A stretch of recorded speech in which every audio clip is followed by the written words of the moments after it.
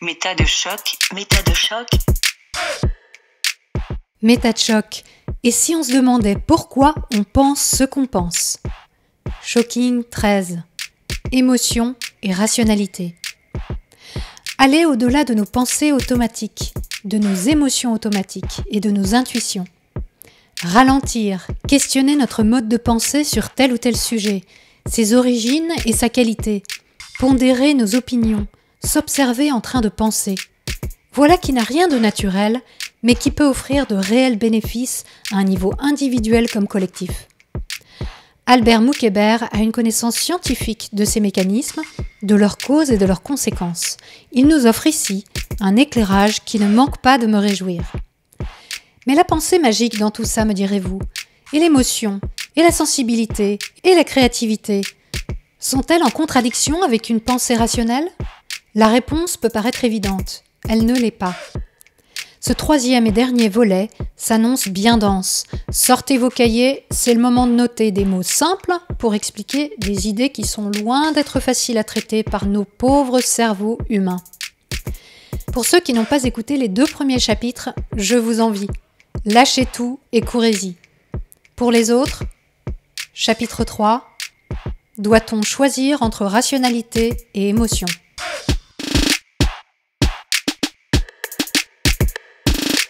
Si on résume, ce que tu proposes, c'est de cultiver cette flexibilité mentale en allant au-delà des pensées automatiques. Oui. Au-delà des émotions automatiques, au-delà des intuitions automatiques. Douter de tout ça, mais aussi pondérer mes opinions. C'est-à-dire, si j'ai une opinion, me demander combien est-ce que j'ai confiance en cette opinion. J'ai un peu touché à ce sujet très vite avant, en disant, par exemple, sur les OGM, je peux être pour à 30%, contre à 20%, et 50% être incertain. Parce que je n'ai pas exploré assez cette question, parce que je ne suis pas généticien, parce que je ne suis pas nutritionniste non plus. J'ai lu la littérature scientifique, je connais des personnes en qui j'ai confiance, mais voilà, c'est une technologie nouvelle, j'en sais rien. Et je ne suis pas en train de donner mon vrai avis sur les OGM pour pas qu'on me clash dessus. C'est une illustration. Vraiment, ne me clashez pas ni sur les OGM, ni sur les vaccins, ni sur rien du tout. Vraiment, ça ne m'intéresse pas plus que ça. Oui, Quoique les vaccins, ça m'intéresse parce qu'il y a un enjeu. Mais les OGM, franchement, juste lâchez-moi dessus. Il y a un enjeu aussi sur les OGM. Oui, mais je ne connais pas, je ne maîtrise pas assez bien. Ouais. Et là, parce que le risque, c'est l'illusion de connaissance. C'est le Dunning-Kruger. Voilà, j'allais le dire, c'est qu'on a tendance à tous avoir un avis sur tout ça. On se dit qu'on sait. Oui, on se dit qu'on a quand même suffisamment d'infos pour savoir. Oui. Et donc Dunning-Kruger, c'est cet effet qui dit que quand on ne sait pas, on surestime massivement l'étendue de nos connaissances. Et plus on est expert, moins on surestime et plus on peut évaluer notre vraie connaissance. Donc il y a un pic. En fait, on voit bien sur leur graphique à l'effet Dunning-Kruger, c'est que quand on n'y connaît rien, ou très peu, on va tout à coup monter en flèche. Oui. Tout à coup se dire « Ah mais oui, évidemment, je sais, j'ai compris, etc. » Alors ça, c'est un moment dangereux, parce qu'on est persuadé de savoir. Alexander Pope, qui est un poète, a écrit un texte sur l'effet Dunning-Kruger il y a bien longtemps, bien avant Dunning-Kruger, que je trouve fabuleux. Et il dit « Un peu de connaissance est une chose dangereuse, elle enivre l'esprit, et c'est quand s'y abreuvant un flot qu'on retrouve notre santé d'esprit. Get sober again. » On redevient sobre. C'est-à-dire, si on boit un peu de connaissance, ça nous enivre, et c'est pas bon et c'est dangereux. Et quand on avale encore plus de connaissances, là on peut retrouver. C'est comme si je bois 2 bières, je suis saoul, et si je bois 10 bières, je suis plus saoul. C'est pratique, mais ça marche pas comme ça. Après, Dunning-Kruger, il est aussi un peu malmené. Oui, il y a eu des études en 2016 et 2017 qui ont remis en question notamment sa méthodologie statistique. Après, ce qu'il faut comprendre dans cette nuance, c'est que c'est pas tout l'effet qui est remis en cause. C'est-à-dire, ces équipes sont en train de faire l'hypothèse, parce que là aussi, il faut répliquer leurs études, etc. Il y a eu déjà des réplications. Oui, c'est la même équipe. Ce serait bien d'autres équipes, un peu partout sur le monde, du coup, qui font ça. Ça peut faire un bien si c'est la même équipe. Oui, c'est des artefacts statistiques que Dunning-Kruger met en avant. Ça ne veut pas dire qu'ils remettent en cause tout l'effet on appelle ça le overconfidence effect, l'effet de surconfiance. Ils sont juste en train de dire que 1, c'est pas systématique, et que 2, les compétences métacognitives des novices ne sont pas tout le temps hermétiques à la correction. Parce que dans l'effet Dunning-Kruger aussi, il y a le pendant de dire « Et si vous dites à une personne qui est en Dunning-Kruger qu'elle a tort, elle ne vous écoute pas. » Et ça, c'est aussi remis en cause. Ah oui. C'est-à-dire, en fait, ça dépend, là aussi, c'est contextuel. C'est pour ça que c'est important les modèles théoriques, parce qu'il faut intégrer plusieurs facteurs. Donc pour moi, je ne peux pas penser au Dunning-Kruger sans penser au raisonnement motivé. Si j'ai un raisonnement motivé, donc si je suis attaché à une opinion, l'effet Dunning-Kruger semble être plus important que quand je ne suis pas attaché à une opinion. Donc, si je moi, veux absolument avoir raison. Si moi j'ai un Dunning-Kruger sur est-ce que les piles électriques c'est écologique ou pas, et je suis pas très attaché, et je pense que en fait c'est pas écologique du tout, et toi tu es expert, tu viens et tu me dis écoute Albert, en fait si, moi je m'y connais, c'est bien, je vais probablement t'écouter, et je vais pas avoir de Dunning-Kruger, et là l'effet Dunning-Kruger est un artefact statistique. Par contre, si moi par exemple j'ai manifesté pour un leader politique, je me suis fait tabasser pour un leader politique, et je suis hyper motivé pour ce leader politique, et tu viens et tu me dis mais Albert lui c'est un pourri, je risque énormément de rejeter. Mais c'est pas l'effet Dunning-Kruger qui est là en jeu, c'est la dissonance cognitive et le raisonnement motivé. Et sur le raisonnement motivé, il y a des équipes par exemple qui ont montré qu'on mobilise des réseaux neuronaux différents selon quand on s'identifie à une cause ou pas. Donc là aussi, c'est la nuance. C'est pas à chaque fois que quelqu'un est novice. Exactement. Qui entrent en ligne il faut pas retomber dans la cause unique. Dunning-Kruger, tu t'y connais pas, tu es en illusion de connaissance. Parce que, encore une fois, c'est pour ça que j'ai un problème avec le raisonnement critique sur l'autre. Parce que je vois beaucoup de gens qui utilisent Dunning-Kruger juste pour discréditer l'autre. Ouais. Et ça, c'est un ad hominem pour ceux qui connaissent les mots techniques. Quand tu dis à quelqu'un, mais c'est juste que tu es en illusion de connaissance, c'est un ad hominem. Peut-être que c'est toi qui ad hominem, ça veut dire qu'on attaque la personne au lieu d'attaquer les arguments. Ça veut rien dire. Dire à quelqu'un, tu es en Dunning-Kruger, est-ce que quelqu'un pense que l'autre va l'écouter? On perd le dialogue, ça sert à rien. Moi, ce qui m'intéresse, pointer les biais, c'est pas ça qui fait évoluer. Non, moi, ce qui m'intéresse, sauf dans un débat public, si on les pointe pour les autres qui sont en train de lire, comme on a dit tout à l'heure. Mais moi, ce qui m'intéresse dans le Dunning-Kruger, c'est moi quand est-ce que je suis en Dunning-Kruger. Et donc, pour savoir quand moi je suis en Dunning-Kruger, je dois savoir quand est-ce que moi je suis en raisonnement motivé, quand est-ce que moi je suis en dissonance cognitive, parce que je ne serai pas en Dunning-Kruger. Genre, mon Dunning-Kruger va disparaître très vite sur des sujets où je ne suis pas un raisonneur motivé. Si je suis en Dunning-Kruger sur comment fonctionne mon chauffe-eau, et un plombier vient et me dit en fait non, c'est pas comme ça que ça marche, je vais pas lui dire non, je sais mieux que toi, monsieur le plombier, toi tu es juste un imbécile, moi j'ai vu une vidéo de YouTube, je vais changer d'avis. On n'est pas aussi caricatural qu'on le prétend. Et donc ces équipes sont en train de nuancer un peu cet effet et de dire que c'est la compétence qui prédit plus que le métaskill dans l'évaluation. C'est les résultats. Métaskill, c'est la capacité métacognitive d'évaluer mes compétences. Oui, et alors, effectivement, pour éviter de tomber, et on tombe tous les jours dans l'effet Dunning-Kruger, une bonne manière de le faire, c'est d'évaluer, et pas en tout ou rien, oui ou non, mais de manière progressive, de pondérer, de se dire, mais qu'est-ce que je sais de ce sujet en réalité ? Et surtout... D'où je tiens ces informations? Est-ce que je les ai vraiment étudiées longuement? Une question qui serait encore plus pertinente, c'est de voir est-ce que je peux évaluer ce que je ne sais pas sur le sujet. Quelle est l'étendue de ma méconnaissance? Parce qu'une expertise réelle, moi par exemple, disons que je suis expert en neurosciences, j'espère que je suis à peu près expert en neurosciences, quand je sens que j'ai compris quelque chose, c'est quand je peux identifier les zones d'ombre. Mariam Chamat, une des cofondatrices de Chiasma, a fait un TED.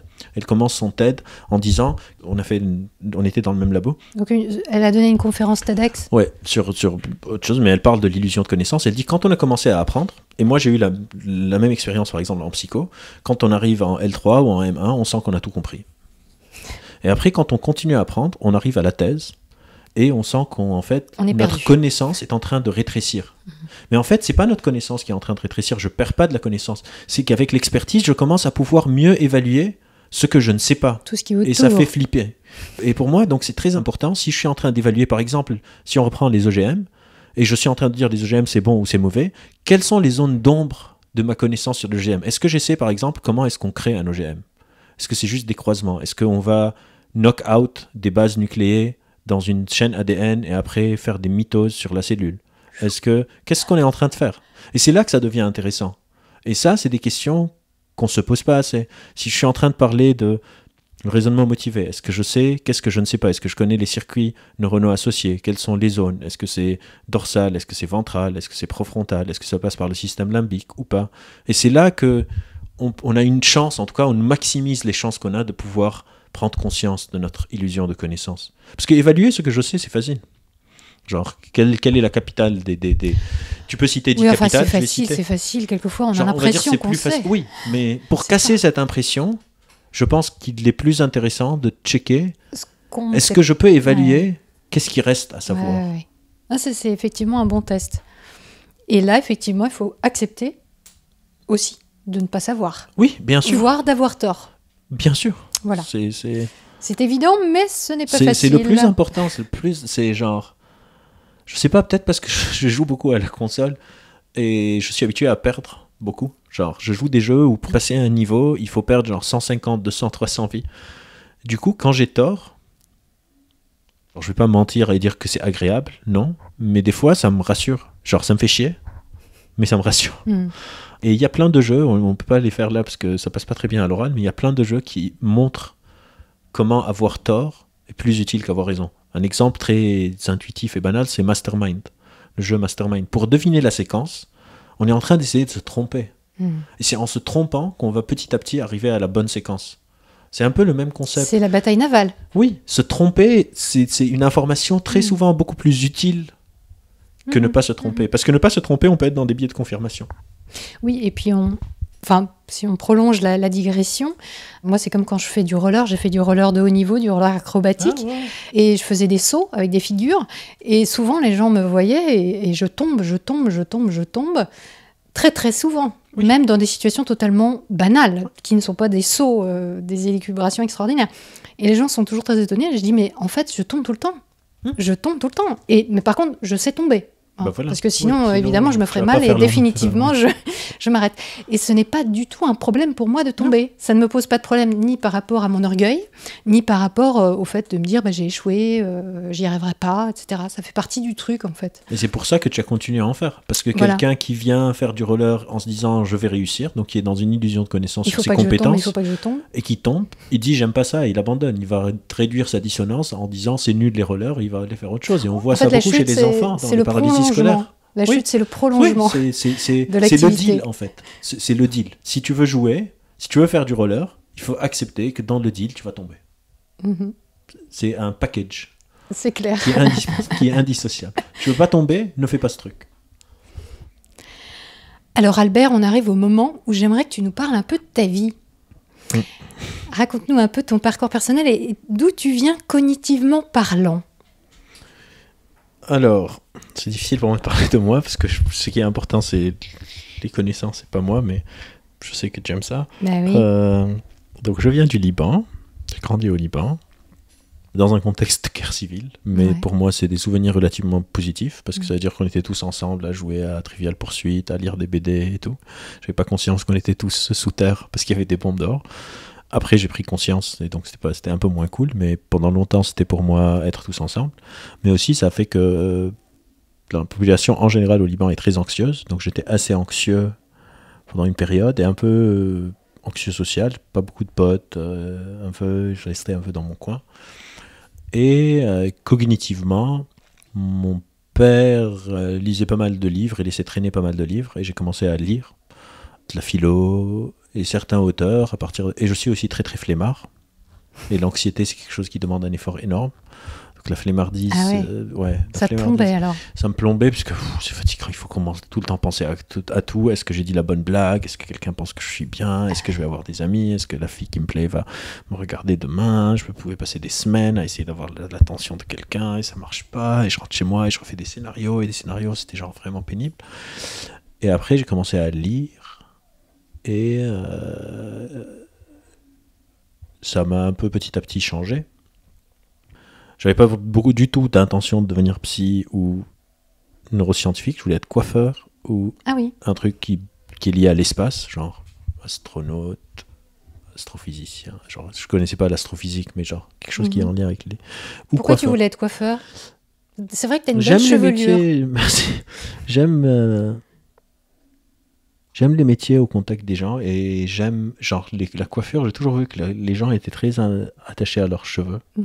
Et du coup, je me disais, c'est quelque chose qui a une importance. C'est un grand enjeu. Je suis passé par plein de trucs, de métiers techniques que j'avais envie de faire. Genre, je voulais être coiffeur, je voulais être ébéniste. D'ailleurs, je prends encore des cours d'ébénisterie. J'aime beaucoup le bois. Et je me suis retrouvé en psycho par hasard. Genre, moi, j'ai fait des études d'informatique. J'étais ingénieur en sécurité informatique pendant 2 ans. Mais j'étais dans une fac à système américain, et dans le système américain, tu peux choisir les matières que tu veux, et un jour, en errance à la fac, j'ai pris un cours de psycho. Donc au Liban toujours? Ouais, au Liban toujours. Et j'ai aimé ça, et du coup j'ai fait une licence en psycho, et puis je suis venu en France. Et cognitivement, j'ai commencé à lire des trucs un peu, dont j'ai un peu honte aujourd'hui, mais qui à l'époque m'aidaient, comme L'Alchimiste de Paulo Coelho et des trucs comme ça, ouais. La prophétie des Andes, Le les haut du signes de pavé. la vie, chercher les sens les signes de l'univers dans la route, en me disant il y a une feuille qui est tombée sur cette route-là, Ouais. donc il faut que je parte de ce côté-là, etc. Les synchronicités. Les synchronicités, tout ça, ça s'appelait pas comme ça à l'époque, il n'y avait pas le mot synchronicité, c'était des signes et suivre les chemins de la vie. C'était vraiment Paulo Coelho Ça, et tout c'était ça. dans la bibliothèque de tes parents? Ça, c'était dans la bibliothèque de mes parents, mais il n'y avait pas que ça, parce qu'après, c'est aussi la bibliothèque de mon père qui m'a un peu fait sortir de tout ça. Et du coup, j'ai rejoint des groupes de gens qui faisaient de la passation d'énergie, de la perception des auras, de l'exorcisme. Donc là, tu avais quel âge l'exorcisme à peu près? Je sais pas, 16, 17, 18, 19, un truc comme ça. Ouais. Donc tu as participé à des séances d'exorcisme? J'ai assisté à des séances d'exorcisme. Je n'ai pas participé, mais j'assistais. Donc j'ai été à des exorcismes de chers musulmans au sud du Liban qui ramenaient une tente de gens. Ils commencent à lire des sourates spécifiques du Coran et les gens commencent à péter des câbles, à parler dans des langues qu'on ne comprend pas, à vomir du noir, genre des trucs vraiment assez dingues. Et des exorcismes chrétiens au nord du Liban où c'est vraiment comme dans les films, la personne qui se débat et les personnes qui la tiennent. Ouais, et tout. ouais. Ce qui était très impressionnant pour le mois que j'étais.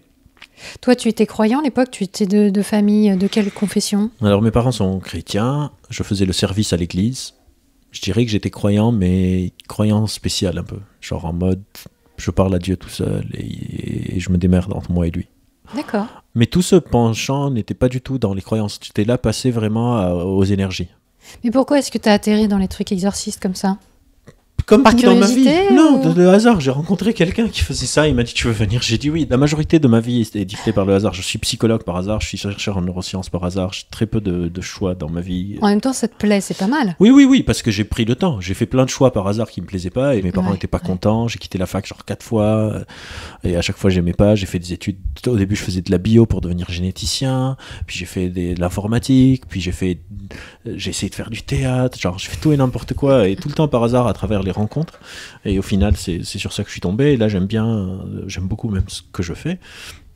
Et donc l'exorcisme. Et du coup, j'étais croyant, mais après, je suis tombé sur les énergies avec Paulo Coelho et tout ça. Je me disais, ouais, Dieu, c'est pas très bien, mais il y a quand même une force qu'il faut qu'on prenne en compte dans notre modèle théorique du monde. Donc, je faisais du Reiki, genre de la guérison par énergie. Ah oui, il y avait ça au Liban.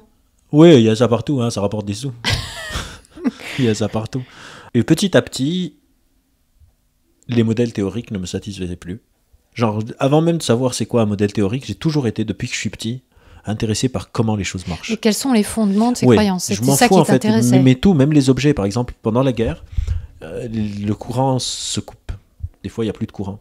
Ouais. Mais c'est toujours le cas au Liban, mais maintenant on a des générateurs, donc le courant se coupe et les générateurs démarrent. Mais à l'époque, il n'y avait pas de générateur, donc le courant se coupe. Et moi, j'aimais beaucoup allumer et éteindre les... Si mes parents entendent ça, ça va les faire marrer, parce que ils en ont vraiment bavé, les lampadaires. Et les lampes dans la maison, tu veux dire? Oui, les lampes, mais quand un ne s'allumait pas, moi je savais pas qu'il y a une notion de courant, je l'ai démonté. Et du coup, j'ai cassé un nombre incalculable de lampes parce que j'arrivais pas à comprendre qu'en fait il faut qu'il y ait du courant. Je pensais que le truc ne marchait pas et je voulais démonter pour voir comment ça marche. J'ai toujours été très intéressé par comment ça marche. Et même c'est la même chose pour les coiffeurs et tout ça, je voulais savoir comment ça marche. Il y a très très peu de choses qui ne m'intéressent pas, c'est-à-dire c'est très rare.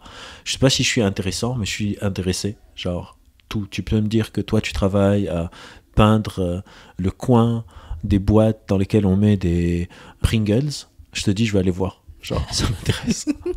Ça m'intéresse. Et du coup aussi c'est des gens qui s'intéressaient aussi à moi, alors que moi j'étais assez solitaire, donc c'était cool, j'avais des potes avec qui on allait faire des trucs extraordinaires, je voyais des auras, on passait des énergies, donc je sentais la chaleur sur ma main, et la chaleur de ma main partir chez quelqu'un d'autre.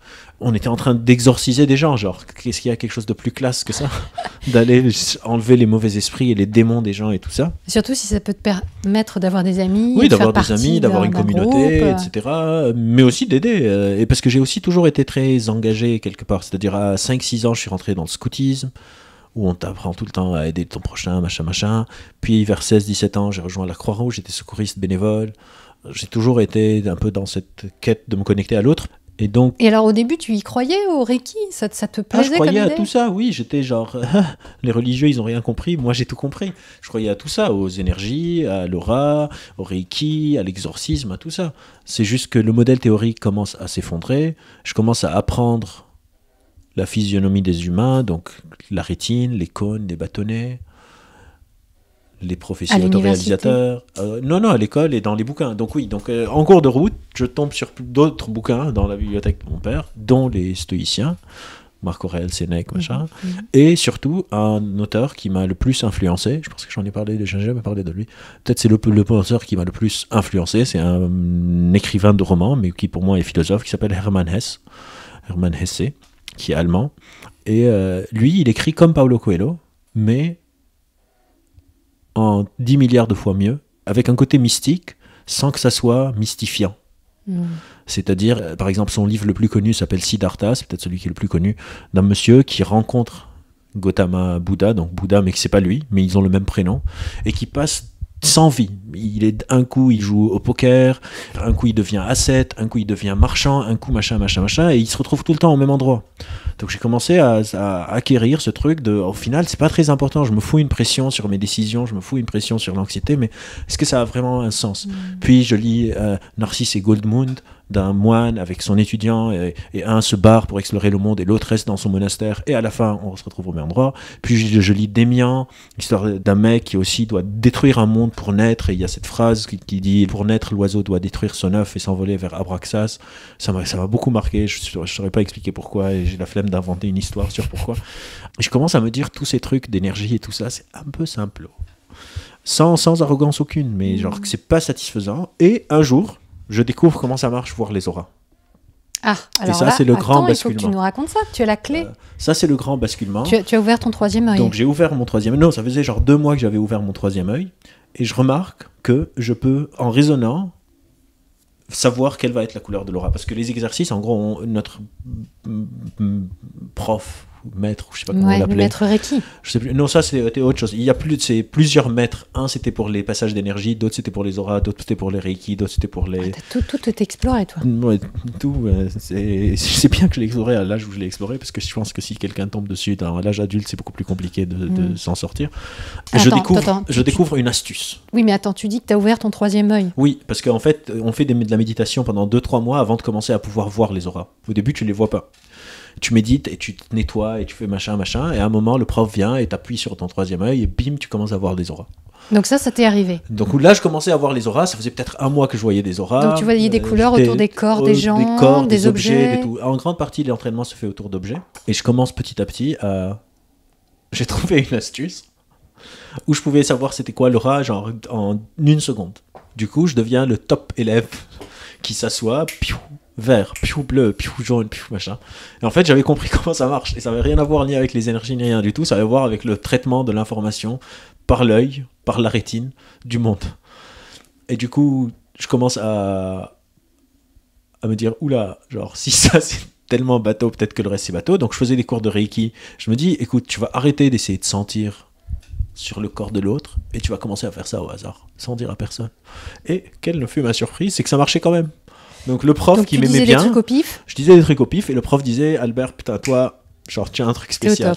Un jour, un grand maître vient d'Inde ou je sais plus où, et il va nous évaluer à tous. Et du coup, je vais le voir et il me dit, putain, toi, genre, you're golden, genre, tu es top, je sens machin. Ton énergie. Et moi, j'étais en train de bullshiter à ce moment-là, genre puissance 100 000, parce que je me suis dit, si lui, il me chope pas, c'est qu'il y a un problème. Donc lui, il me chope absolument pas. Donc là, tu as bien testé la réfutabilité de cette expérience. Oui, non, mais je suis même prêt à retester. Si quelqu'un vient vers moi à nouveau avec des énergies et tout ça, je suis prêt à remettre en cause mes croyances, parce que je pense qu'il y a beaucoup de choses que j'ai vues à cette époque et jusqu'à maintenant, je comprends pas. C'est juste que maintenant, je dis, je sais pas. Et leur modèle théorique est vraiment très simple et absolument, il y a de très très faible chance. Comment on fait pour voir les auras, alors du coup, ou les deviner? Alors les deviner, c'est beaucoup plus simple, parce que l'expliquer, ça va prendre un moment et puis les gens, ça va pas réussir et tout. Donc, si tu veux, après, je te le montre. C'est une sorte de fatigabilité et d'illusion d'optique, etc. Mais en gros, si vous avez un objet de couleur vert, l'aura sera tout le temps rouge. Si tu as un objet de couleur rouge, l'aura sera verte. Le bleu sera jaune, le jaune sera bleu. Et après, c'est des combinaisons de couleurs. Donc rouge et bleu, ça donne quoi? Et c'est le complément. Parce que dans notre rétine, on a des cellules à cônes et à bâtonnets. Et je pense que c'est les cônes pour la couleur, si je ne me trompe pas. Et le rouge a pour complément le vert. Et le bleu a pour complément le jaune. C'est ici à moitié un peu. Donc si, par exemple, moi j'ai un pull rouge... Ton aura sera verte.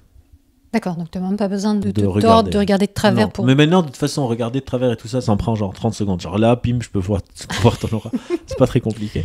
Mais ça veut pas dire que c'est pas intéressant. C'est assez intéressant, mais c'est pas très utile. Et alors, qu'est-ce qui s'est passé quand le maître est venu? Il dit, t'as sacré maître de Reiki? Pas sacré, mais genre il était, oui, lui il est prêt pour passer au niveau supérieur. Et oui, je suis arrivé genre au niveau Reiki 3, je sais plus c'était combien, 2, 3, 4, ils avaient des étapes. En tout cas, je pouvais commencer à aider le prof et limite à dispenser des cours. Genre, il m'a appris la formule secrète, il y a une formule qu'il faut dire pour que ça marche et tout. Il y a un symbole qu'on peut dessiner pour que ça marche et tout ça. Donc j'ai accès à tous ces secrets. C'est pour ça que je tombe jamais malade. C'est pour ça. Oui, je me soigne moi-même. D'accord. Non, mais sans moquerie, c'est des gens qui, encore une fois, essayent de bien faire. Pour la majorité d'entre eux, ils y croient vraiment. C'est clair. J'ai des potes de l'époque qui sont encore de très très bons amis et qui sont encore dedans. Et ça me dérange absolument pas. Et je les adore quand même. Et alors, t'as fini par arrêter ça? Oui, au bout d'un moment, c'est une perte de temps. Genre, j'allais pas y aller et c'est mes potes, ces gens. Je vais pas aller jouer la comédie sur mes potes. Je leur ai dit, écoutez, j'ai découvert ça.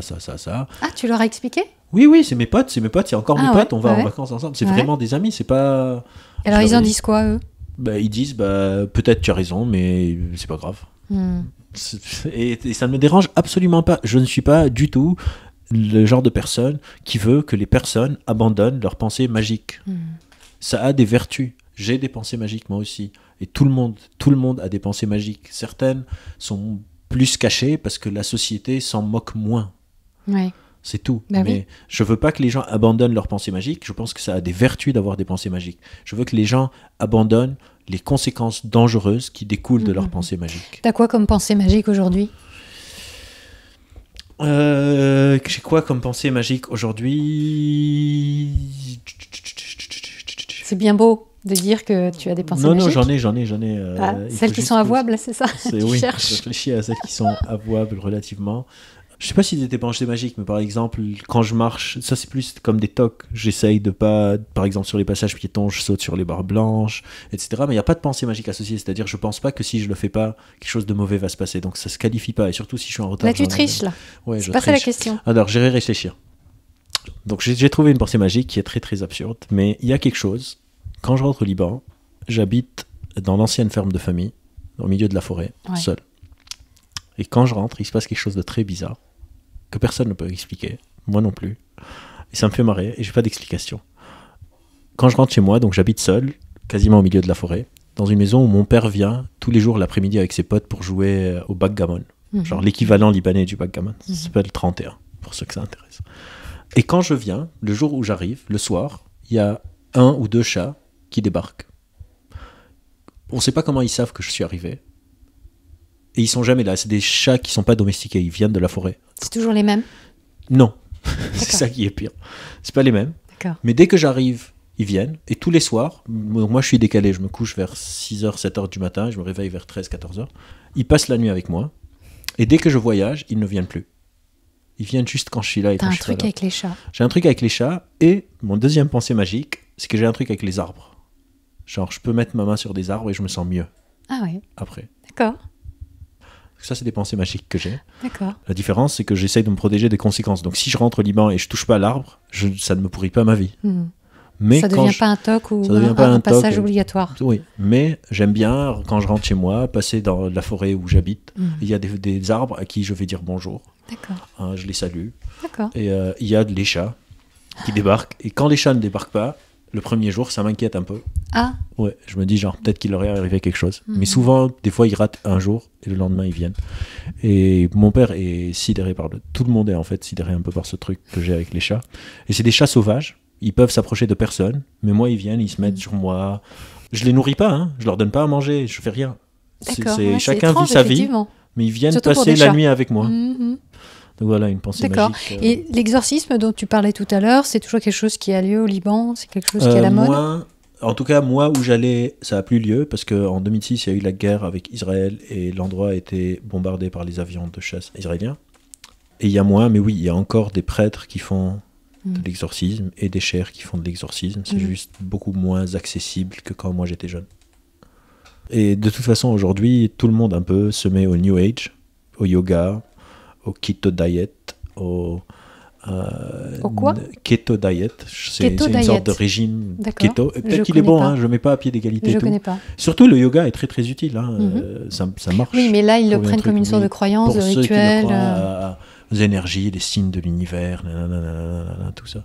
Et après, ils vont intégrer ça à leurs croyances religieuses. Donc, je suis sûr, j'ai jamais vérifié, mais je suis sûr qu'il y a quelque chose qui s'appellerait du yoga chrétien, par exemple. Je suis sûr que ça existe. Ouais, Yoga ils ont fait with leur Jesus. sauce. Non, je suis sûr qu'il y a Yoga with Jesus. Ouais. Je suis sûr. Ouais. Genre, on peut vérifier. Je vais vérifier. Je suis carrément C'est le certain. syncrétisme à la libanaise.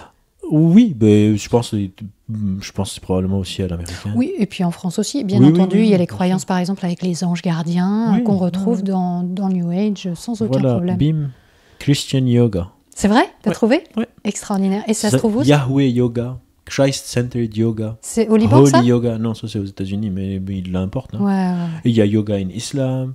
Puis- Hmm. Non, mais l'avantage de la religion et des pensées magiques, c'est que ça s'adapte à tout. Ah, c'est clair. À c'est tout, clair. à tout. Avoir des sous, pas avoir des sous, être malade, ne pas être malade, croire aux énergies, ne pas croire aux énergies, être gentil, être méchant, pardonner son prochain, ne pas pardonner son prochain, tout. Tout est possible. Tout est possible. C'est vraiment la meilleure ambiguïté qui existe. Parce qu'on n'a pas parlé de l'ambiguïté, mais l'ambiguïté, c'est aussi ça qui fait que chacun de nous peut interpréter à sa sauce. Et la religion, ambiguïté, puissance 10 000. C'est clair.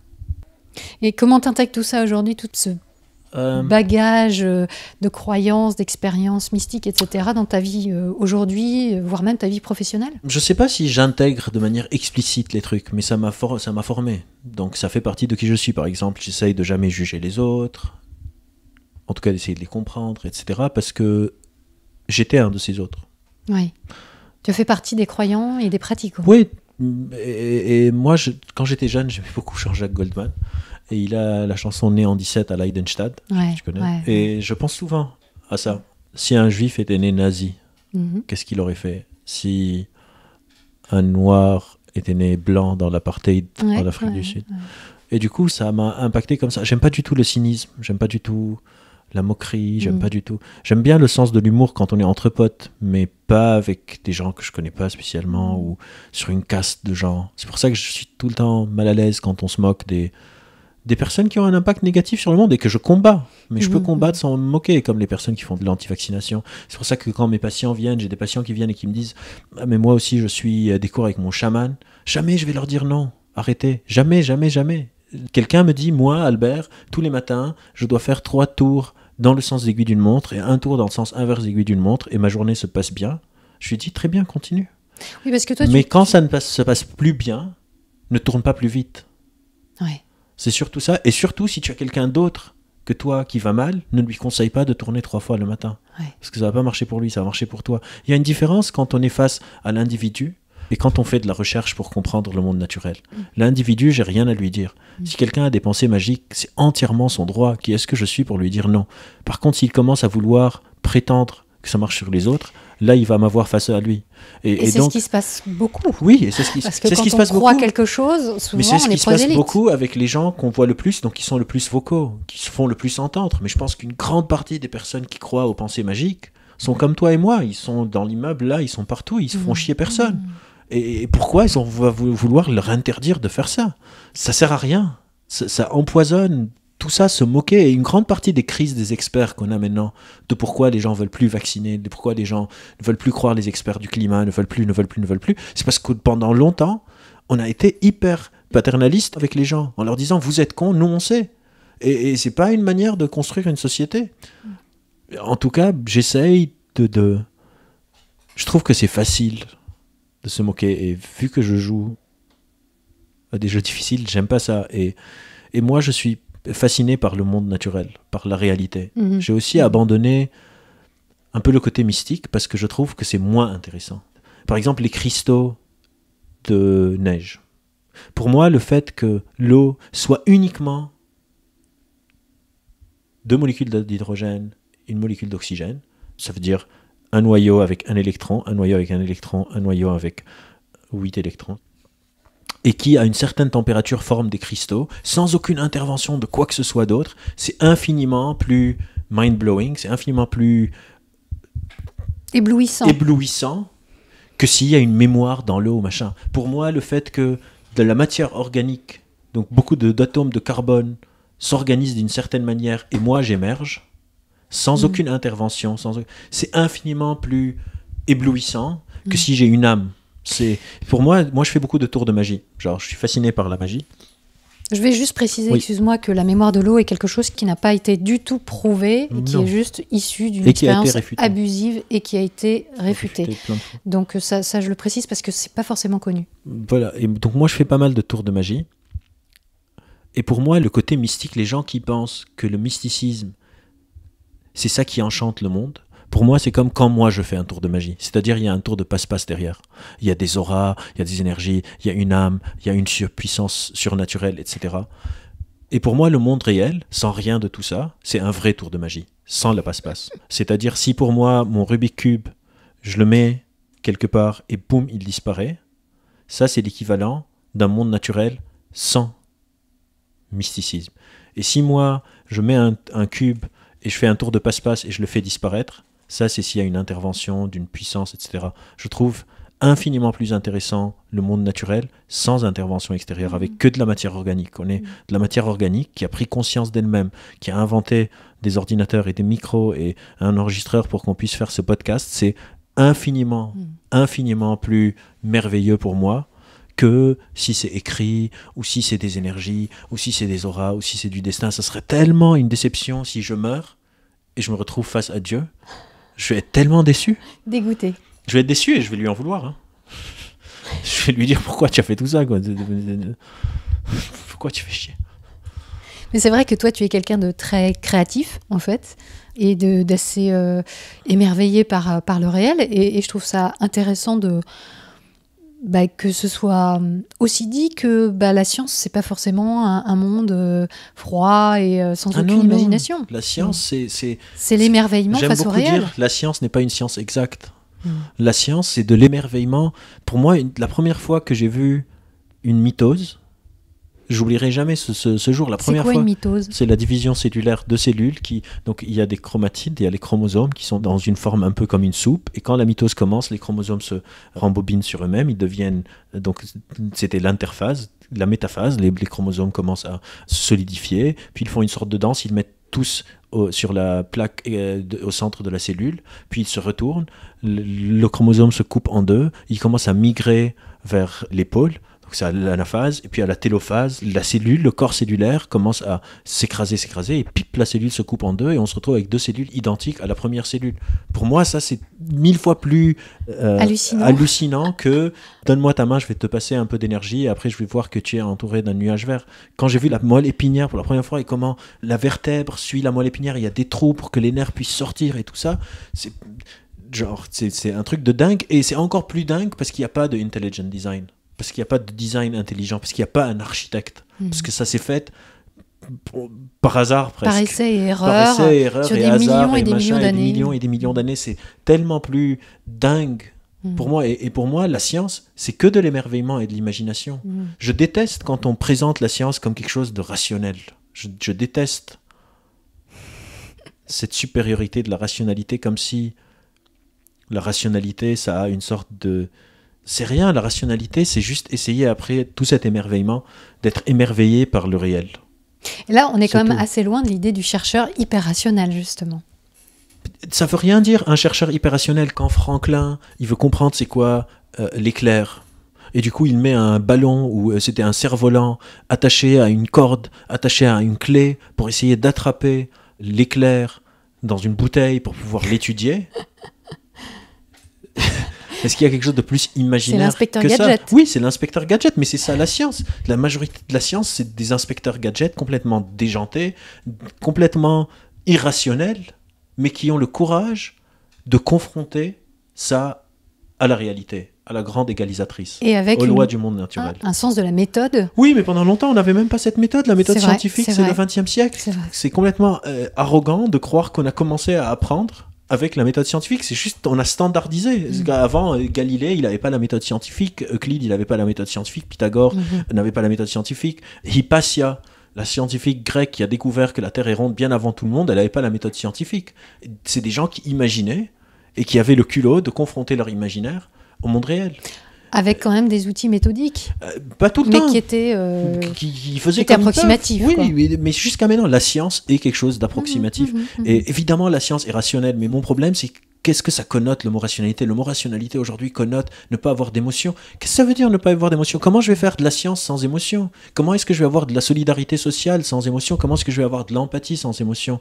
C'est juste que la méthode scientifique, il faut être double aveugle, donc il faut que je me retire de l'équation. Mais c'est complètement artificiel, parce qu'avant de me retirer de l'équation, je dois choisir quelle est la question que je me pose. Et la question que je me pose, il faut avoir de l'émotion derrière. Pour que je me dise, je veux comprendre si on a du libre arbitre ou pas. C'est pas une question rationnelle. Je vais pas être rationnel en disant tiens, est-ce que j'ai du libre arbitre? Non, ça me mange de dedans. Est-ce que je sais ce que je fais? Est-ce que je décide? Ça énerve. Moi, je suis en mouvement par un sentiment de rage perpétuelle. Carrément. Je suis enragé de pas comprendre. Ça te m'énerve. frustre. Ça me frustre et en même temps ça me rassure. Je sais pas comment expliquer, c'est très paradoxal parce que j'ai pas de problème à ne pas comprendre. Mais j'aime bien chercher. C'est pas par hasard qu'on s'appelle des chercheurs, pas des trouveurs. Ouais. Genre, j'aurais pu m'appeler trouveur. Et qu'est-ce que tu fais? Je suis trouveur en neurosciences. Non, je suis chercheur parce qu'on cherche beaucoup plus qu'on trouve. Et c'est complètement irrationnel. La science est une quête irrationnelle parce qu'on est en train d'essayer de comprendre des choses qui nous dépassent. Je vais essayer de comprendre c'est quoi les trous noirs. C'est rationnel, ça? Il n'y a rien de rationnel là-dedans. C'est vrai, Rien. c'est vrai, parce Je vais qu'on essayer voit pas bien d'étudier l'application au quotidien une non plus. obscurité à des milliers et des milliers et des milliers de kilomètres. Le trou noir le plus proche, je sais plus il est à combien de milliers d'années-lumière. Et il y a un mec qui s'est dit, moi, je vais mettre des verres dans une sorte de séquence, avant même la méthode scientifique, parce que les télescopes, c'est dans les années 1600, si je me trompe pas. Et je vais essayer de voir qu'est-ce qu'il y a là-bas. Il n'y a rien de rationnel là-dedans. C'est de la folie. C'est vrai. Et c'est ça qui est Oui, génial. Et on peut même en arriver à l'idée que finalement, les gens qui sont hyper rationalistes, c'est-à-dire des gens qui veulent absolument ne vivre que dans le rationnel, ils sont dans la dictature d'une émotion personnelle qu'ils n'ont pas identifiée. Et surtout, pour moi, la rationalité est une émotion. L'absence d'émotion, c'est une émotion. Être froid, un rationnel a une émotion.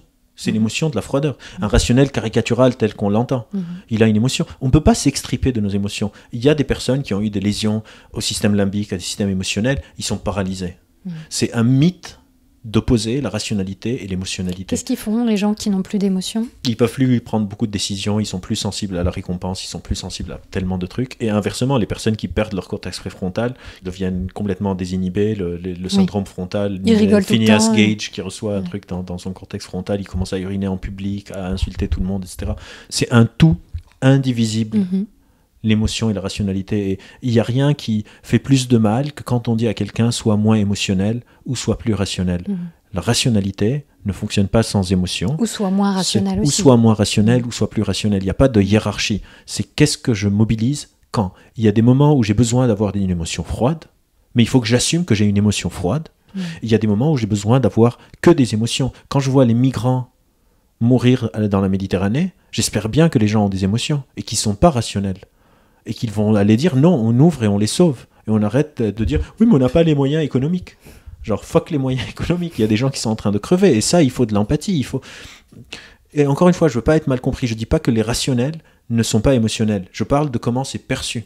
On est en train de parler de la perception de la rationalité comme un état non émotionnel et comme un état qui est supérieur à l'émotionnalité. Mais je pense que c'est une question très importante qui doit être posée parce que bien souvent, les gens qui s'intéressent au scepticisme sont vus comme des gens sans émotion ou hyper rationalistes et qui ne vont plus être très humains finalement, qui vont nous faire perdre nos rêves, etc. Et ces mêmes sceptiques qui donc s'intéressent à leur biais cognitif, qui s'intéressent au fait d'avoir une opinion un peu plus construite, d'avoir des raisonnements qui soient plus fiables, ils en arrivent à se poser la question.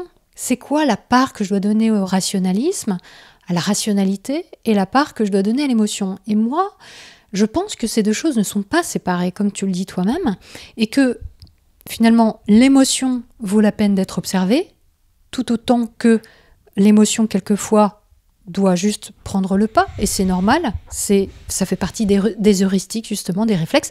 Est-ce qu'on va commencer à disséquer les choses quand on est face à une situation d'urgence ? Non, on va être dans l'émotionnel, et cet émotionnel va sans doute nous sauver de cette situation. Et cet émotionnel va diriger notre rationalité. En fait, c'est la question de quand est-ce que je dois être rationnel, quand est-ce que je dois être émotionnel, c'est pour moi, dans ma tête, et peut-être que je peux prendre le temps d'expliquer, parce que je pense je vais être clashé, c'est comme si quelqu'un me demande, est-ce que je dois mettre plus d'accent sur mon esprit ou sur mon corps ? C'est à nouveau un système dualiste qui est complètement absurde. Ça veut rien dire. Est-ce que je vais être plus rationnel ? Est-ce que je vais plus être émotionnel ? C'est un non-sens. Ou bien, ce qui serait plus proche de la réalité, c'est quelle émotion est-ce que je suis en train de mettre en jeu ? Quelle pensée ? Quelle intuition ?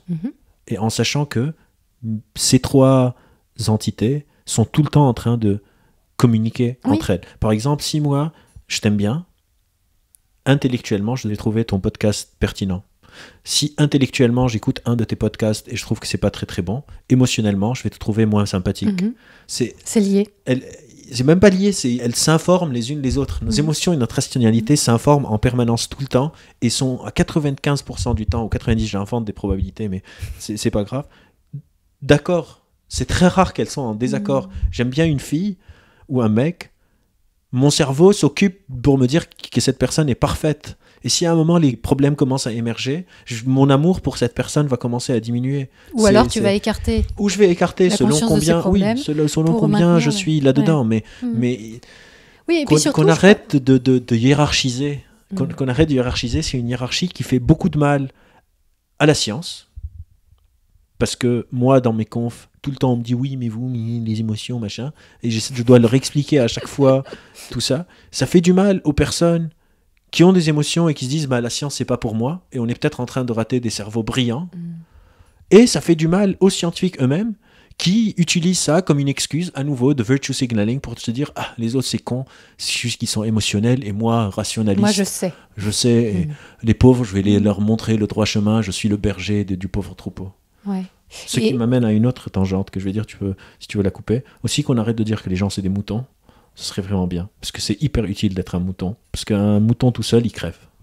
Donc, plaidoyer pour la moutonnerie. Plaidoyer pour la moutonnerie et pour l'émotion, rationalité, qu'on finisse avec ce truc. Oui, et finalement, quand on est accaparé par ces émotions, et on se dit qu'on aimerait bien être rationnel, on peut avoir tendance à rejeter nos émotions. Et à dire non, je ne veux pas de cette émotion, tu parlais tout à l'heure, je me sens déprimée, j'ai rien envie de faire aujourd'hui. Le réflexe classique est surtout dans une hyper-productivité occidentale. Il faut toujours être dans le succès et puis produire quelque chose. On va avoir tendance à vouloir mettre à distance, mais au sens, on va dire, péjoratif du terme, négatif du terme. Je ne veux pas avoir cette émotion, je ne veux pas la vivre. Or, l'émotion, elle nous apporte des informations sur nous-mêmes. Elle nous dit où on en est. Elle nous dit aussi la réaction qu'on a nous-mêmes par rapport à notre environnement. Peut-être qu'elle nous dit qu'on est en danger, peut-être qu'elle nous dit qu'il y a quelque chose qui fonctionne mal, et soit que nous, on fonctionne mal, soit que notre environnement a un problème, et qu'ensuite, la rationalité va peut-être se servir de ce que l'émotion nous dit pour peut-être élaborer une solution, peut-être élaborer une tactique, une stratégie pour sortir de cette situation. En fait, c'est la même chose qu'on fait avec nos pensées, c'est-à-dire on parlait de métacognition. On peut parler de méta-émotion aussi, c'est-à-dire quelle est l'émotion qui m'envahit ? Est-ce qu'elle est saine ou est-ce qu'elle est fallacieuse ? De la même manière que je me demande quelle est l'intelligence qui m'envahit. Je sens une émotion, je ne suis pas obligé de l'accepter automatiquement. Comme la jalousie, je peux me demander d'où est-ce qu'elle vient et de la pondérer. De la même manière que je fais avec mes pensées. J'ai une pensée qui est automatique. J'appelle ma copine, elle ne répond pas, mon cerveau me dit elle te trompe, et je ressens une émotion de jalousie. Je ne suis pas obligé de tout accepter. Oui, tu ne l'acceptes pas, mais par contre, tu la prends en compte. Oui, bien sûr. Voilà, c'est ça c'est important. On peut la regarder de manière critique. Oui, je vais la regarder, mais penser que mes pensées sont supérieures à mes émotions est un non-sens total. Il y a un modèle théorique qui n'est pas du tout en adéquation avec comment fonctionne notre cerveau. Il n'y a pas de circuit, en tout cas pas à ma connaissance, si quelqu'un a de la connaissance supérieure, de circuit, de prise de décision, etc., qui court-circuite les circuits émotionnels. Il n'y a pas. Oui, et au bout du compte, finalement, on peut dire que la rationalité sans émotion, ça expose à la stupidité quand même, parce que si on ne prend pas une partie, on prend pas en compte une partie de soi-même aussi importante que les émotions, on passe complètement à côté des choses. Non, j'irais même plus loin. Une rationalité sans émotion, ça veut rien dire. C'est un non-sens. C'est comme dire de l'eau sans H2O. Ça veut rien dire. Ça n'existe pas. C'est stupide en soi. C'est une rationalité avec une émotion froide. Mais il y a une émotion. Oui. Et souvent, l'émotion, c'est une émotion d'auto-célébration, en mode moi je suis le rationnel et vous êtes les émotionnels, vous êtes nuls là. C'est un peu, on revient à cerveau gauche, cerveau droit et tout ça. C'est aussi absurde que dire utilise plus ton cerveau gauche que ton cerveau droit. C'est la même chose que dire utilise plus ta rationalité que tes émotions. Bon. Ça n'a aucun sens. Oui. Le cerveau droit, le cerveau gauche, on en est revenu, ça n'existe pas. Non. On sait qu'il y a des zones du cerveau qui sont plus allouées à certaines choses, comme le langage par exemple. C'est pas comme ça que ça marche. Mais c'est pas le créatif d'un côté, le rationnel de l'autre. Et c'est pas le rationnel d'un côté et l'émotionnel de l'autre. Si on remplace créatif par émotionnel, on n'est pas tellement meilleur que les cerveaux gauche, cerveau droit. Oui, tout à fait. Donc, encore une fois, penser qu'on va avoir un cerveau qui va être, par exemple, intuitif d'un côté et réflexif de l'autre, rationnel d'un côté, émotionnel de l'autre, c'est toujours, on est dans la binarité, encore une fois. Oui, on est encore dans, allez, hop, ça y est, on catégorise. Rassure, mais c'est un peu trop facile. Et c'est pas possible. C'est un gros foutoir. Et il n'y a pas de manière simple de le faire. Il faut qu'on se prenne la tête à discriminer et prendre le temps d'évaluer critiquement quand c'est nécessaire, parce qu'on ne veut pas faire ça tout le temps, quand nécessaire, quand il y a un enjeu, quand ça a un impact sur nous, sur les autres, sur l'environnement, sur la société, de discriminer nos pensées, nos émotions, nos intuitions et tout. Il n'y a pas un truc qui marche tout le temps et un autre truc qui est tout le temps inutile. C'est trop facile. Le jeu est beaucoup plus complexe que ça. On passe à la minute stupide ? Oui, bien sûr. La minute stupide. La minute stupide. Albert, quelle est la chose la plus stupide que tu aies faite de toute ta vie ? Est-ce que c'est stupide ou la chose où je me suis foutu le plus la honte ? Alors, la chose où tu t'es dit vraiment, non, c'est pas possible. C'est totalement stupide. Qu'est-ce qui m'est passé par la tête ? Mes heuristiques déconnent très souvent, où je me dis c'est complètement stupide. Tu vas pas t'en sortir comme ça. Non, peut-être je peux parler de trucs stupides que j'ai fait plein de fois. J'ai traversé les rails sur une gare récemment. Oui. Parce que, en fait, et ça aussi c'est de la stupidité, parce que j'y ai pas pensé. En fait, au Liban, on n'a pas de train. Ouais. J'ai jamais cru que c'était très grave de traverser les rails. Bizarrement. Et j'étais en conf quelque part, c'est vraiment récent, hein. C'est il y a peut-être 2 ans. J'avais une conf et je me suis réveillé très tôt, et j'étais très fatigué, et j'étais en retard pour mon train pour rentrer chez moi et je voulais vraiment dormir. J'ai pris un quai, c'était le mauvais quai, je regarde de l'autre côté du quai, c'était mon train, il y avait encore genre 2 ou 3 minutes. Ouais. Je regarde à gauche, je regarde à droite, je me dis il n'y a pas de train, et je cours et je traverse les rails, et je remonte de l'autre côté. Le contrôleur est venu en mode tu es complètement taré, une fille est venue et a commencé à me crier dessus, genre tu es complètement fou, tu aurais pu mourir. Et c'est quand elle m'a crié dessus, la violence avec laquelle elle m'a crié dessus m'a fait prendre conscience que je suis vraiment con d'avoir fait ça. J'ai pas du tout banalisé, j'ai instantanément je lui ai dit en fait tu as complètement raison, je suis hyper fatigué, il faut que je rentre chez moi, j'ai une urgence, j'ai inventé une urgence, j'ai menti. J'aime aussi beaucoup tricher, ça c'est autre chose. Bravo. Et j'ai dit au contrôleur, genre, il faut absolument que je sois dans ce train. Je suis prêt à payer l'amende que vous voulez. Genre, 1 000 €, 2 000 €, je vais en tôle, mais j'ai besoin de prendre ce train. J'ai vraiment besoin de rentrer chez moi. Genre, c'était plus possible. Tu l'as dramatisé un peu. Je l'ai dramatisé un peu. Je suis pas très fier. La fille qui m'a engueulé avait entièrement raison de le faire. C'était complètement stupide ce que j'ai fait. Ouais, un train peut en cacher un autre. En France, ça a été asséné pendant des décennies. Moi, j'ai pas grandi en France, donc j'ai pas du tout ce réflexe. Et je le regrette. Et pendant une période, alors que je suis vraiment pas quelqu'un qui ressasse, pendant une période, je pensais à ce truc quasiment tous les jours en me disant putain, tu aurais vraiment pu mourir. Ah ouais. Par stupidité, genre, je commençais à me dire, genre, il faut dire à mes potes, Albert est mort parce qu'il a traversé les quais. C'est la honte. C'est la honte. Mais, la mort la plus stupide. C'est la mort la plus stupide, en fait. J'ai pas de problème à mourir, mais je veux pas mourir d'une manière bête. Genre. Il en va de ta réputation. Non, il en va du jeu. Encore, pour moi, la vie, c'est comme un jeu vidéo. J'ai des statistiques de genre ma santé, mes compétences, machin, skill unlocked et tout ça. Et ce serait trop dommage de faire game over comme ça, quoi. Écrasé par un train sur un quai parce que je voulais prendre mon train, genre. C'est stupide. Et j'en ai 2 tonnes. On va pas faire 10 minutes stupides, c'est assez pour ça. On peut s'arrêter là. Merci beaucoup. Merci Albert. Merci Elisabeth.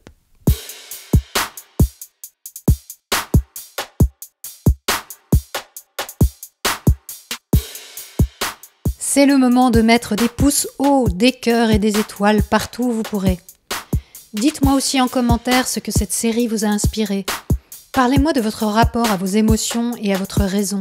Parlez-moi des questions, voire des dilemmes que cette opposition émotion-rationalité a pu créer en vous. Nous avons beaucoup parlé de biais cognitifs, d'erreurs de jugement et de notre grande tendance à céder à une pensée à l'emporte-pièce.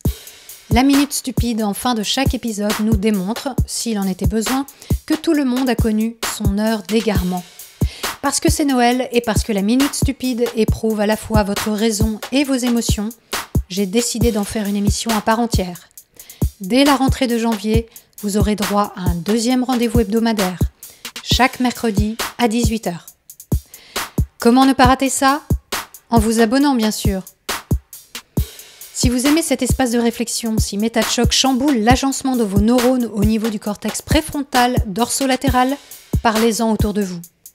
Et si vous le voulez et le pouvez, sentez-vous libre de faire un don mensuel ou ponctuel sur tipeee.com. Le lien est en description. Merci beaucoup à tous ceux qui ont déjà contribué. En janvier, Shocking revient avec un témoignage anonyme digne d'un thriller psychologique. Le réel dépasse la fiction. Cette série en sera la preuve glaçante. Plus que jamais, prenez le temps d'observer la manière dont vous pensez et de la questionner. Vous n'imaginez pas ce que vous pensez.